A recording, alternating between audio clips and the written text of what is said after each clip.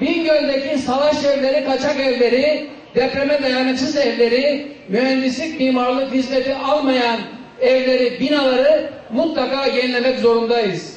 Bugüne kadar Bingöl'de 5000 ilçelerle beraber 5000'e yakın konut rakamına ulaştık. Bu artarak devam edecek. Şimdi burada yapılan temeli atılan ve birçoğunun kabası biten inşaatlar 1375 tane. Fakat bu artarak devam edecek. İmkanlar ölçüsünde şimdi hak sahiplerine konut veriyoruz ama giderek bu daha önceden 100 lira taksitle konut yine verildi. Giderek bu yaygınlaşacak. Bu kervan yürüyecek. Özgürlükler artacak. Yöresel hayat tarzı artacak. Kendi insanlarımızın kendi ana lisanı ile konuşma daha çok serbestleşecek, yaygınlaşacak.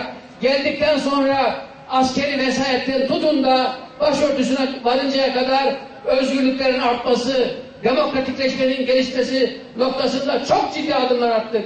Pazartesi günü Sayın Başbakanımız yeni bir demokratikleşme paketi açıkladı. Burada önemli eşikler var, önemli adımlar var ama bunlar artarak devam edecek. Şimdi Bingöl'de imkanlarımızın ölçüsünde Bingöl'ü kalkındırmak için, geliştirmek için olanca gayretimize devam edeceğiz. Bütün imkanlar ölçüsünde İzmir'de ne varsa Bingöl'de olması için çalışıyoruz. Ankara'da ne varsa Iğdır'da olması için çalışıyoruz. Tüm Türkiye'yi kardeşlik hukukunu arttırmaya, beraberliği, bütünlüğü arttırmaya, kaynaşmaya, bütünleştirmeye çalışıyoruz.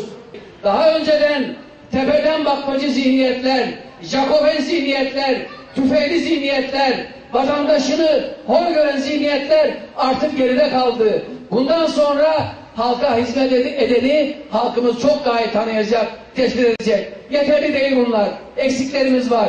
İnşallah sizin ferasetiniz bize eksiklerimizi de gösterecek. Sizin duanız bize eksiklerimizi de gösterecek. Çok daha iyisini yapacağız.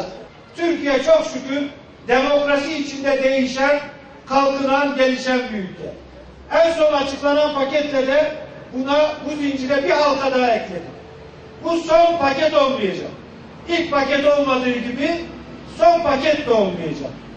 Bu paket değişen devlet aklını gösteriyor. Bu paket Türkiye'deki değişen zihniyeti gösteriyor. Artık sorunlardan beslenen bir yönetim yok.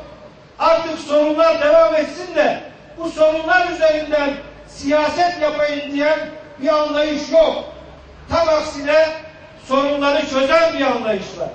Birer birer çözen, sorunları çözerek büyüyen bir parti var, bir hükümet var, bir anlayış var. Demokrasi olmadan insan şerefi, haysiyeti olmaz. Demokrasiyi biz hep bu son 10 yılda kalkınmayla demokrasiyi birlikte yürüttük. Bundan sonra da birlikte yürüteceğiz. Kalkınmada ilerledikçe demokrasimiz güçlenecek. Demokraside ilerledikçe kalkınmamız gelişecek. İşte bütün bunlardan hem bütün Türkiye hem de Bingöl'ümüz payını alıyor. Ya Allah, Bismillah. Doğursan, diktatör toprak tutarsın. Hedefe varmayan yıllar tutarsın. Hey ülkeyi, kurşun olasın. Çatlarsan.